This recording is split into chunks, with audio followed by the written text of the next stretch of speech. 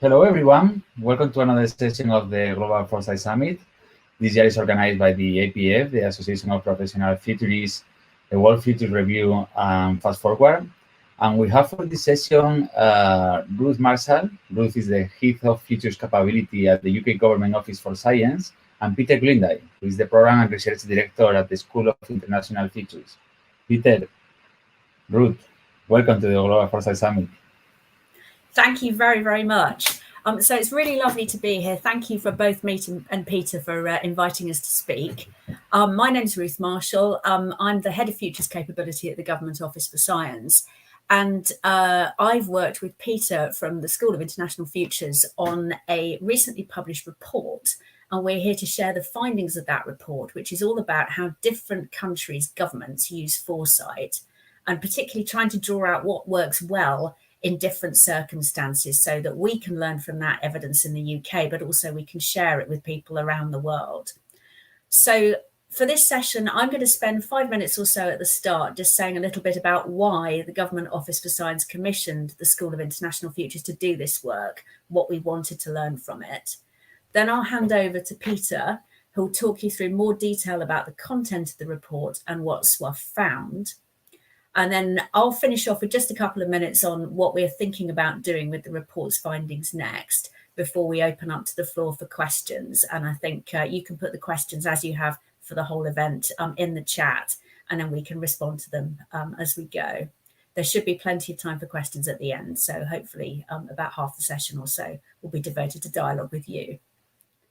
So just for me to start with, let me tell you a little bit about why Go Science commissioned this report in the UK from the School of International Futures.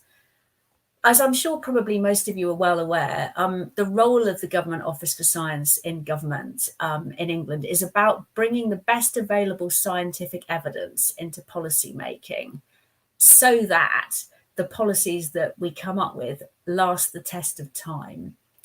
And most issues that government deals with, as you well know, are complicated, they're multifactorial, they're often based on wicked issues that don't have simple solutions or simple solutions that last. So you're constantly having to be aware of changing trends around you and to be responding to what happens next, sometimes in fields that might have felt quite distant from the policy teams originally designing what they would do.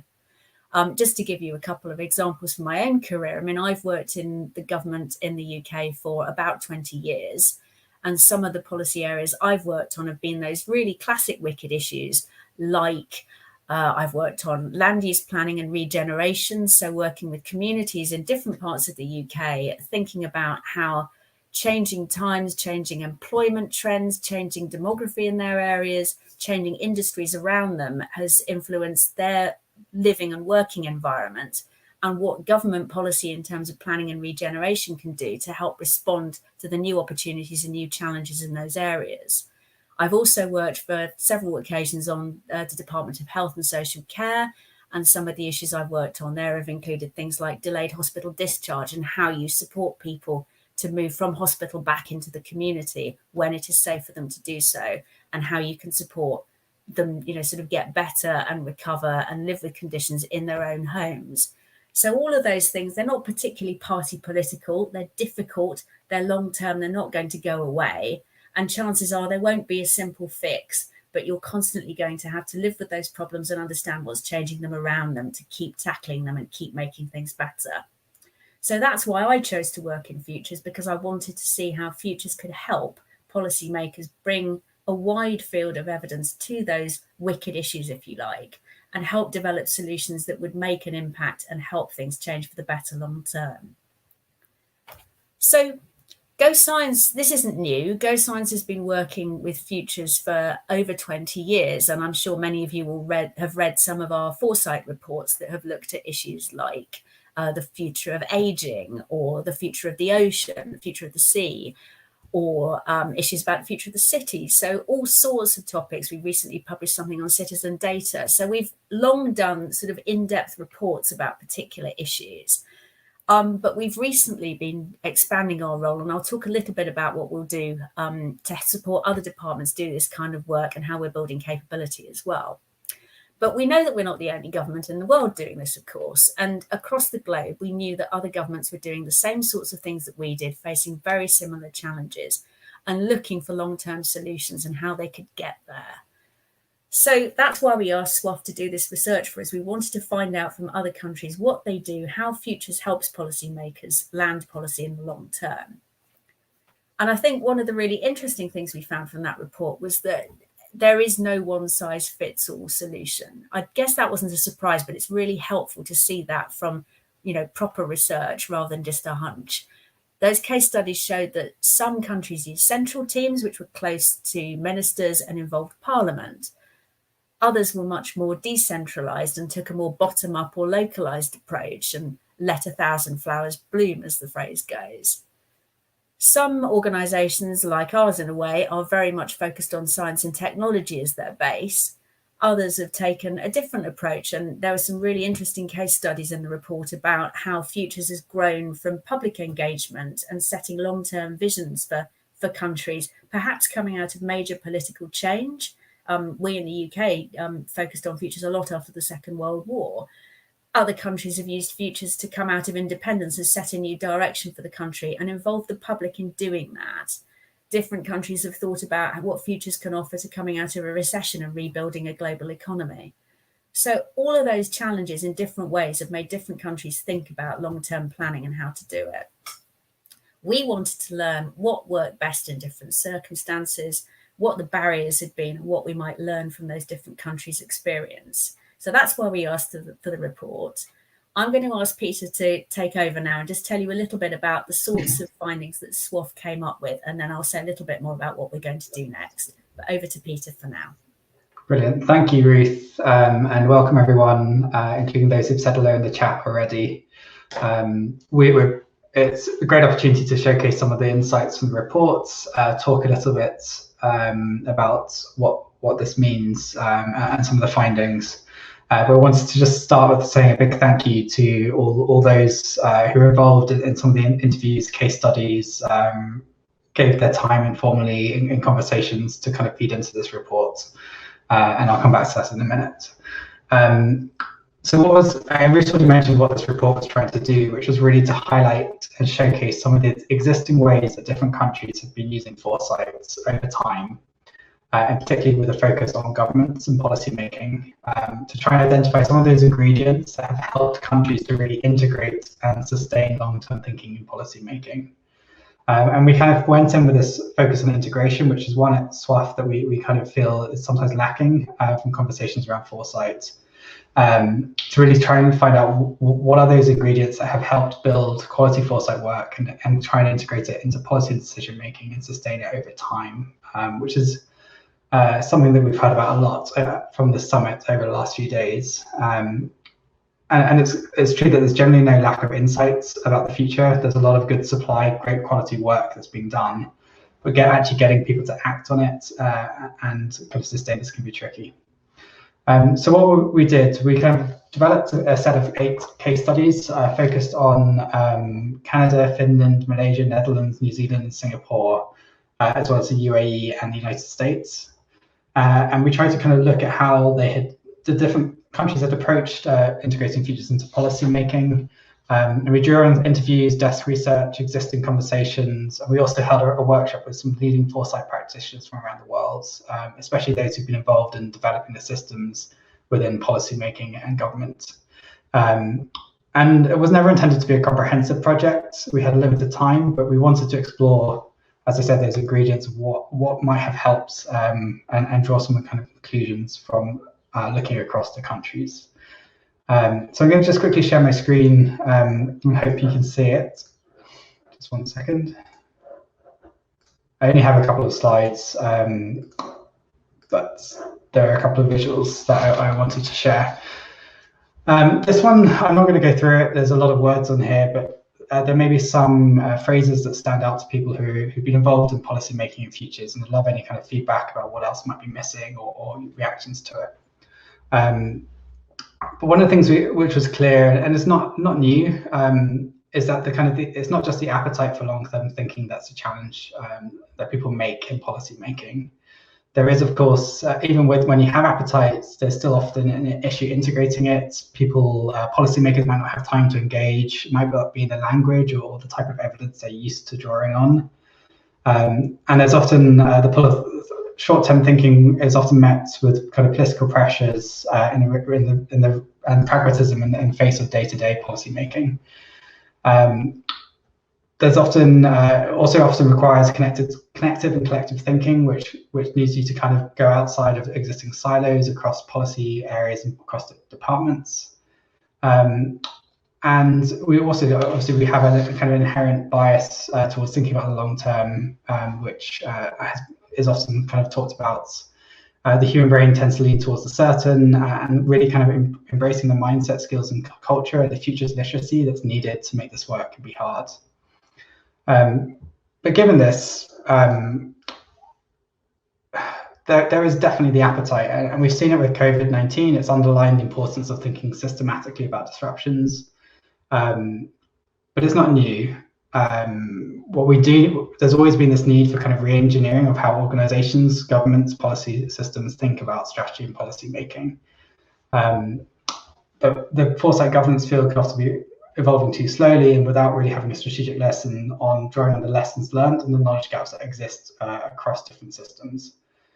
Within the UK, it's like great to see at the moment some of the kind of interest that's happening, including with the Wellbeing of Future Generations Act that's being sponsored through the Houses of Parliament by Caroline Lucas, and is trying to drive and look at ways of embedding foresight into the UK's ecosystem.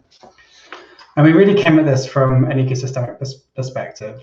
And this is one of the key takeaways from the report. Each system is different. It fits within the socio-cultural context, the government context of what's happening in a country. National culture can play a role, and there can be different approaches to social contracts, different ethos, different ways of relating to national identity. And often there's dynamics around complexity, power, influence that exist within a political system or cultural system. And to give you an example of what I mean, in Maori culture, there's often a concept of stewardship, which I'm not going to try and pronounce the Maori name, but it's around this kind of concept of collective guardianship, which can feed into the approaches and the way that they approach policy making. In Malaysia, Rukun Negara, which is national principles, enshrine concepts of harmony and prosperity and sustainability for the nation. And these do play into the context in which kind of the foresight system is operating. At the government level, we're talking about the institutions of government, so things like executive, legislature, judiciary, as well as kind of newer mechanisms in audit or arm's length bodies or the public.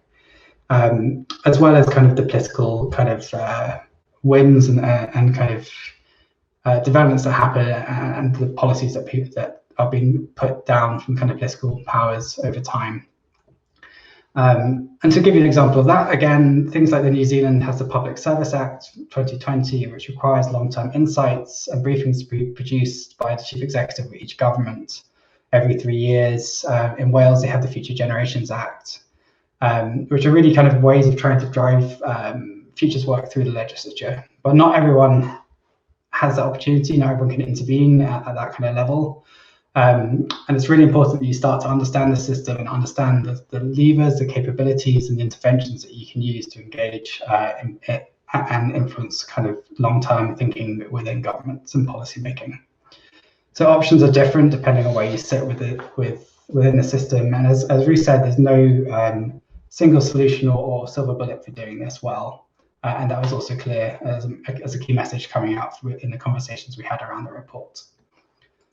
But what we did see was that there are kind of a common set of features that people have used. And in this fourth layer that we put called the capability features, looking at structures, processes, people, culture, behavior, there are kind of a set of mutually reinforcing ingredients and ways of thinking about the different interventions that countries have used over time to promote long-term thinking and decision making.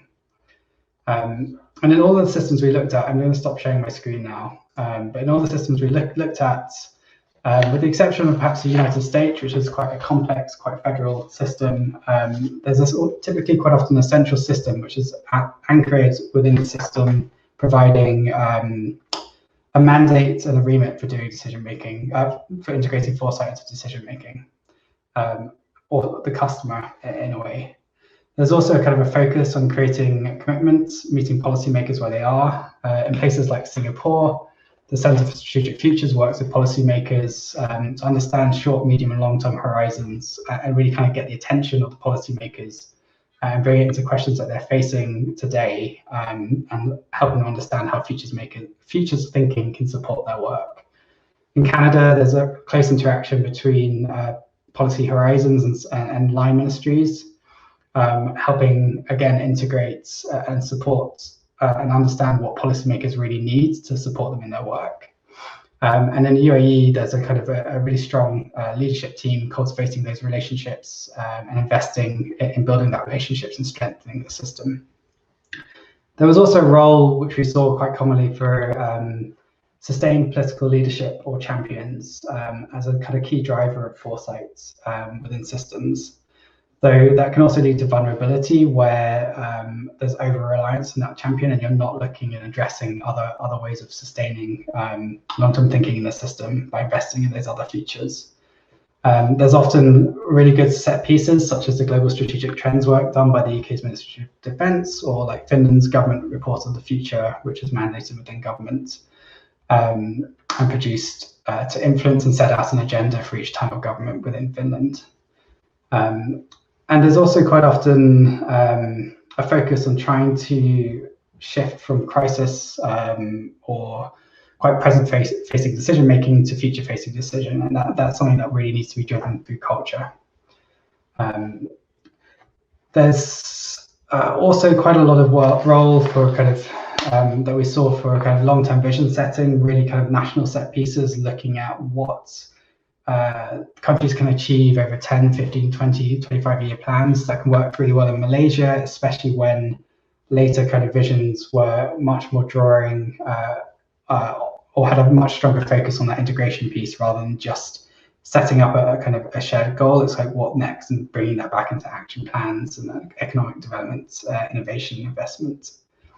In places like Singapore, it was clear that there's quite a lot of time and investment made building networks, both internationally as well as within leading thinkers across industry,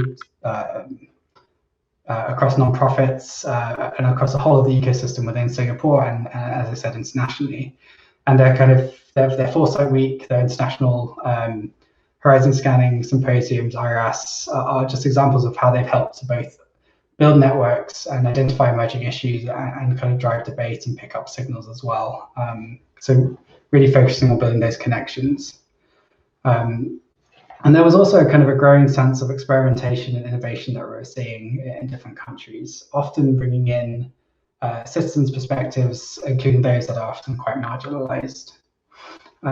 So in New Zealand, for instance, working to integrate endogenous cultures into the mainstream, examples from closer to home in Wales are kind of looking at how you can drive participation, bring citizens in and have them to have a sense of engagement and co-create interventions about their future with policymakers.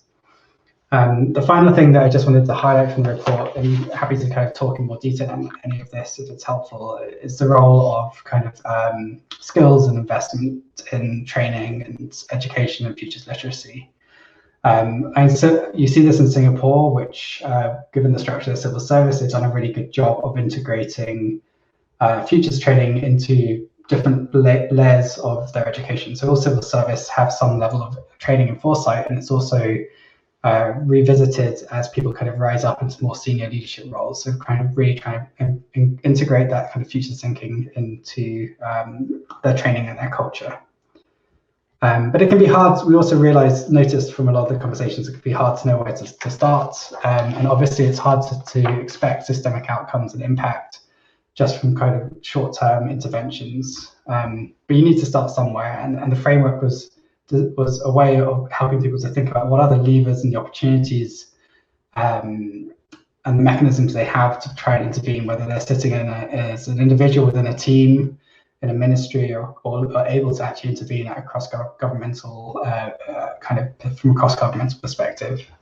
Those kind of understanding whether you can start investing in skills and culture, training, things like that, behavior, having clubs where you're bringing your Foresight practitioners together to kind of share and exchange can be very simple steps. So it's just, a framework to help you really try and start think about those next steps. And that's, I think, what Ruth is going to just talk about now in terms of how they're using the report and doing some of their thinking. Thanks, Peter. So the story so far, first thing we've done is publish the report. So that is available for any of you and all of you to go away and read. And, part of that was about actually making sure that we shared that evidence of what works, not just within government, but with anybody who is interested in working with futures and who wants to think about how best to influence policy. So I hope that publishing that in itself is useful to you as an outcome of the work. We deliberately wrote the report and asked SWOF to write the report without recommendations. So that was an interesting decision. And the reason we did that was partly because, as Peter says, there is no one size fits all solution that we thought was appropriate to go, you must do this or you must do that.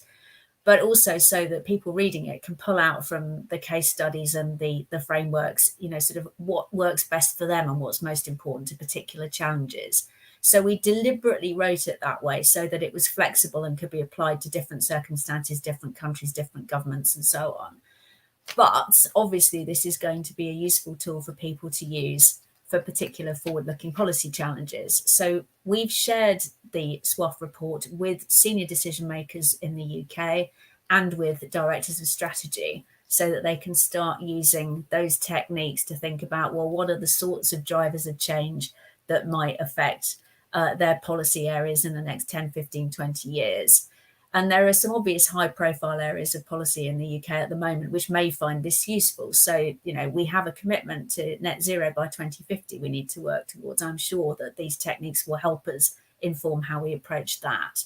We're also looking at how we can use it in international relations and how you see the UK's role going forward in issues like security and so on.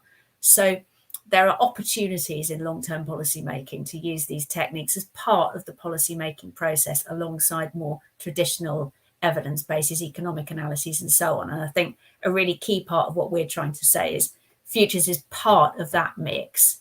It's not the catch-all solution. It's part of a set of tools that we would like policymakers to be more familiar with.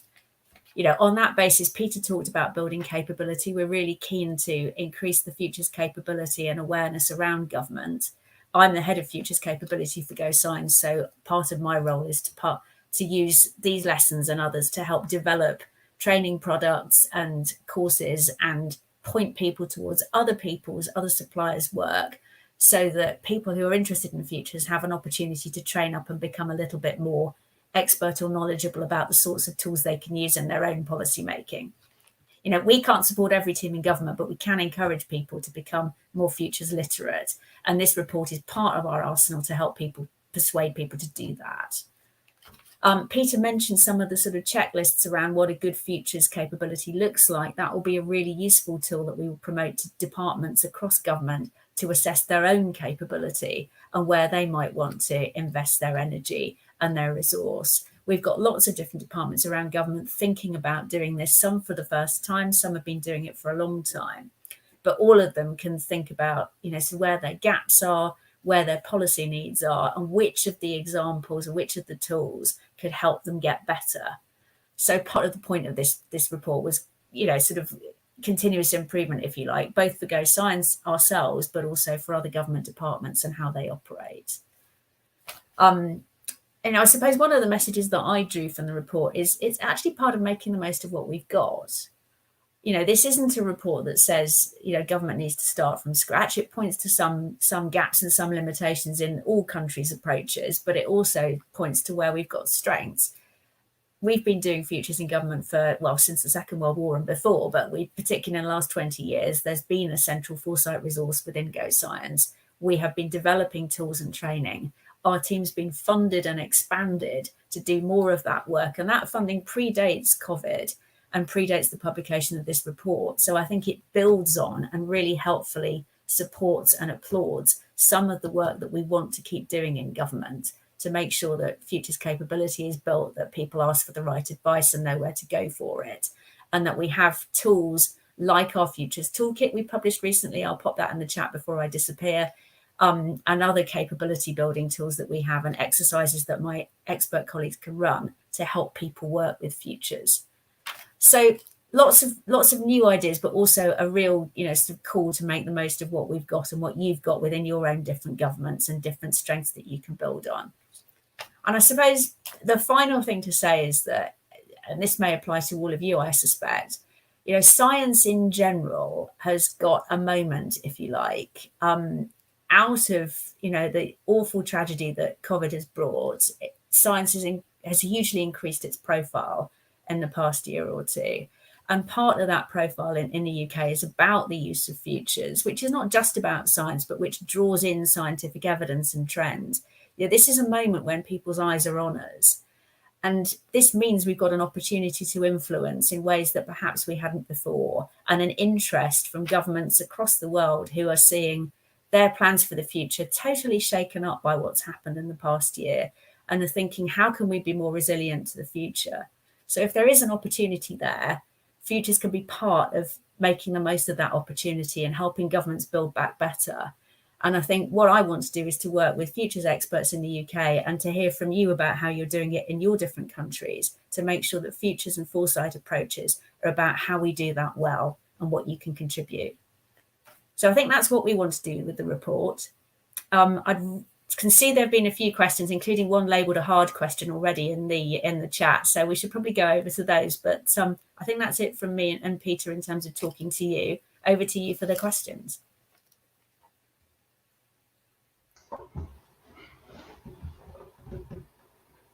Okay.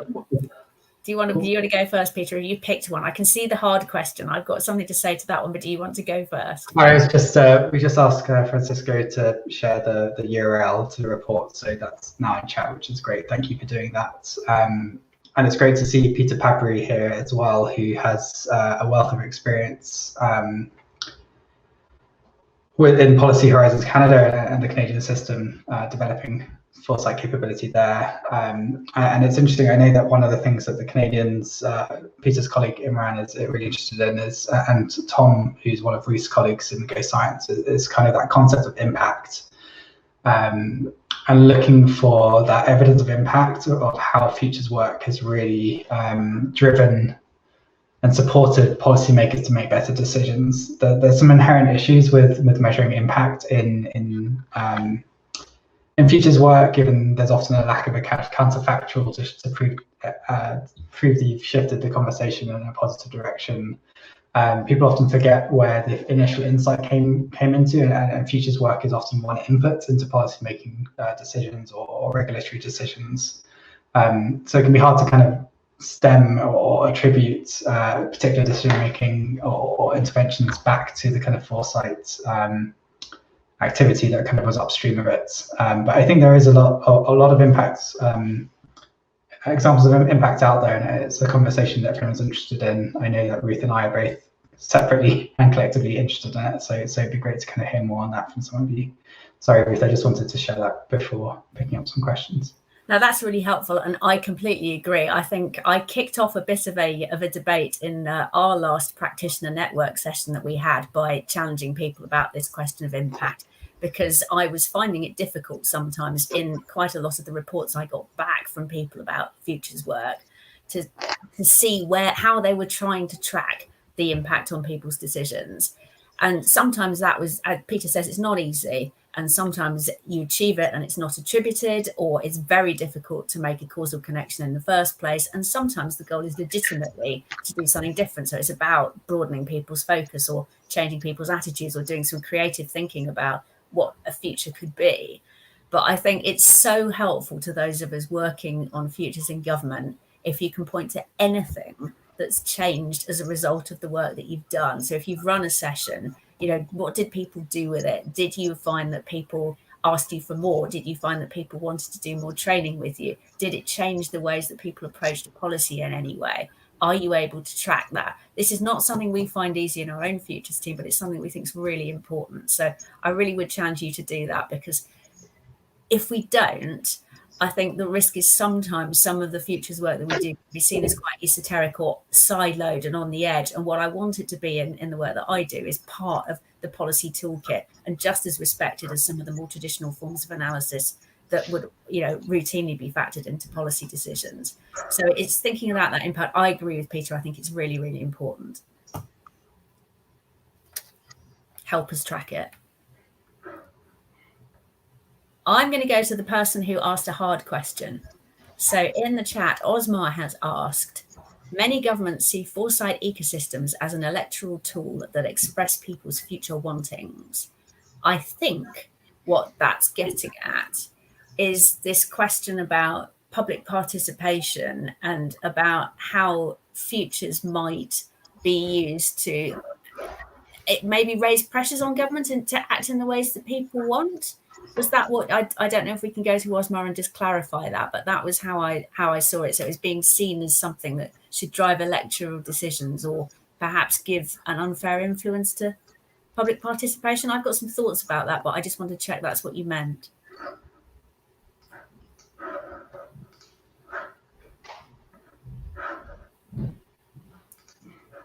Let me assume that's the case for the moment. And if there are any thoughts on that, then pop them in the chat and we can pick up. So I think that's an interesting question. I think futures is actually really useful at bringing out trade-offs and the fact that you can't always get what you want, but that different futures and different scenarios will have different pros and cons and different trade-offs that you can make. And as you explore what the future can offer, futures tools can help you think about, for example, the difference in outcomes for different generations of a particular policy direction. Or if about the future, it's one way that if you do it well, and I mentioned I worked in planning, you know, decades ago, I think planners use futures tools really effectively, even if they don't always call them futures tools. They talk about the trade-offs between different visions of the future and how you can best compromise and reconcile them. So I think public engagement can be really helpful in exposing those trade-offs. And I don't necessarily think that's a problem, but I'm not quite sure that's what the question was getting at. So Osmar, do say, or do pop off mute, or do put something in the chat if I've got that wrong. But Peter, here we go. Just picking up on that, and also Peter's question on what are the limits to public participation. I'm not sure I'm the best person necessary to answer this, but there's many models out there about different types of engagements, public engagement within policy making, all the way from the informing through to involve, which Ruth mentioned, to empowering people to really take control over what they want. And one of the things that we've been doing quite a lot of thinking about at SWAF is kind of intergenerational fairness and how to help policymakers understand and think about what different generations, including future generations, might need and protect kind of their interests and really be kind of stewards of kind of future generations. And you can do that in many different ways, from quite light touch kind of consultations through kind of dialogues and citizens assemblies to national kind of really kind of expansive national processes to do that kind of level of engagement, consultation, co-creation in policy making. But it's tough and it's tricky, and I think there's a space and time for using futures work to kind of help people understand what their hopes and fears are for the future generations, or for the future, whether it's generations or sectors or individuals or different parts of society, and to bring that into different stages of the policy making cycle. Futures can be a great check of sense check for people who are doing policy making, to test against and try and build resilience and anticipation into policy making. And it can also be a great tool for bringing voice and agency and power into policy making and helping systems do that. But there's a role for experts, there's a time and a place, and there's a pragmatism, and to do that in an everyday role as a civil servant, that's not my job, and I have a lot of sympathy for people who are doing that kind of work within government, really trying to drive impact and change and work within the system that they're kind of there to work within. But there definitely is a kind of a drive and a need to do more kind of consultation participation from my view, which is a non-governmental view. So yeah, it's kind of, I guess it's, I don't know if again, I'm not answering your question, Osmo, but it's moving from that kind of consultation through involvement to really trying to move up towards that empowerment level within a lot of the frameworks that are out there. Yeah, I agree with that. And I think Osmar also clarified a little further down that he was interested in, you know, sort of the difference between futures tools and more traditional approaches like economic impact analysis. I mean, we need both. So Osmar asks, how has this game changed? I think it's fair to say that, I mean, of course, economic analysis is always going to be central to government policy, and I don't think that will change, and I don't think it should. But I think, as Peter says, some of the things that futures can bring as a complement to that is about that more imaginative, you know, sort of creativity about what future opportunities could look like, bringing different voices into the game, learning from different groups of people can be really useful at bringing diverse perspectives into that future vision, and testing the resilience of policy against something additional to, you know, economic forecasting. So it's not either or. I think it's a complement, and I think, you know, at the moment we do have a window when futures is being seen, you know, gradually, bit by bit, as, you know, as a useful tool alongside things like economic analysis. So I don't think it's an either or. I think that futures is beginning to grow in profile, and we do have a moment to take advantage of if we can. And Peter, your points that you just added around constraints of people's, I guess, possibilities, imagination, and understanding of what can be quite difficult concepts. Yeah, it's valid. It's very fair, and how it's a real challenge to help. But there are processes which have tried to help people kind of engage with experts and go through that dialogic process to kind of get that understanding. But I think there's always going to be and this may be true for great science and Ruth's role, is the need to have as much evidence-based policy making and also bring voices in, external voices in. It's a tricky balance to get it right. I just wanted to pick up briefly, if that's okay, on Wade and Perry's question on effective set pieces. Yeah, and that's an interesting one. There's quite often comes out of the kind of more traditional military national infrastructure defence realm. If you look at kind of some of the effective pieces in the UK's global strategic plans or the US national intelligence, their kind of quadrennial reports that they produce, they can be really effective at helping people setting up that kind of big macro kind of perspective. But I think where they are more effective is when they kind of then feed into subsequent policy-making decisions downstream and are helped to be integrated into the mindsets of policymakers, so they're kind of a shared resource, whether they're produced within government or externally.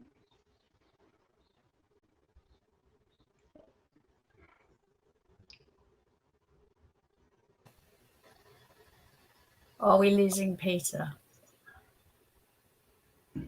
I wonder. I know I paused. I was just reading the question around the UK pushing to make futures a core discipline.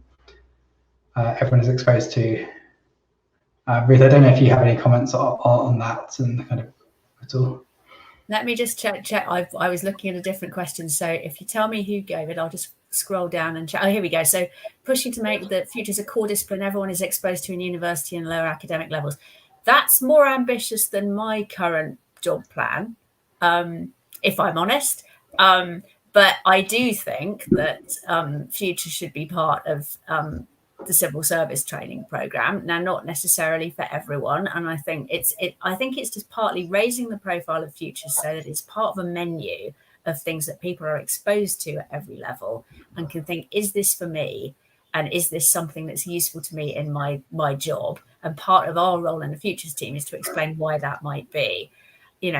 Do I want to make that mandatory? I don't have the power to do so, even if I did. But I think where I would say is I think it's really important to raise the profile of futures and what it can offer, and make it accessible to whoever wants to use it. So that's probably as far as I would go for the moment. I certainly don't have the power, the influence, or the tools to expose everyone at any university or indeed school to futures. But it is interesting that some of the case studies that SWAF talks about, and certainly some of the work that I've read in other futures case studies, has been about using younger generations, for instance, and sort of bringing different voices and different perspectives into it. So linking with the question about set pieces, I mean, there is something about using futures in exercises that involve the population about thinking about the future that may be a really good opportunity. So broadening it that way and bringing people into a wider conversation. So I'm not going to go as far as Peter would have suggested, Peter W. But I think it's an interesting challenge, and I certainly, we're proposing to raise the profile of futures across the civil service. I think, Ruth, we're at time. I'll probably be reminded of that in a second. There's amazing people out there doing work to bring futures into kind of education, really down to school age, like Teach the Future. So I encourage you to get in touch and check out their work if you are kind of interested in this kind of work, as well as some of the futures literacy work that's out there, like Real Miller and others who are really pushing that as well. But Ruth, do you want to say any final comments to wrap up? No, I don't, except to say thank you so much to everybody who supported SWAF in making the report, as Peter mentioned earlier. So we couldn't have done it without everybody's feedback and everybody's examples. So anybody on this call who was involved in that, thank you very much. Please do go away and read it. The link is in the chat. And if you use any of the ideas that you found in the report and you find they help, or for that matter, actually, if you do and they don't work, actually, I'd be really interested in hearing about that. So we want to know what works, and we want to know what people find helpful. So anything you can share with us, either in the chat or having read the report and gone away and tried some of those ideas for yourselves, let us know, and keep sharing with the rest of the futures community as well. Thank you very much for having us. Thank you very much, Peter, Ruth. It's been a pleasure. Thank you for your time and sharing with us all your knowledge from this report.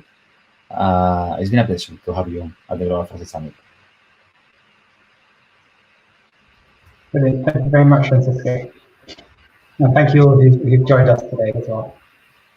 Thank you. Thank you for staying late into the evening. Thank you, everyone. We are back in 2 minutes with the almost last session of the Global Foresight Summit, now with Liam Young. So stay in the website and we'll be there in 2 minutes. Goodbye.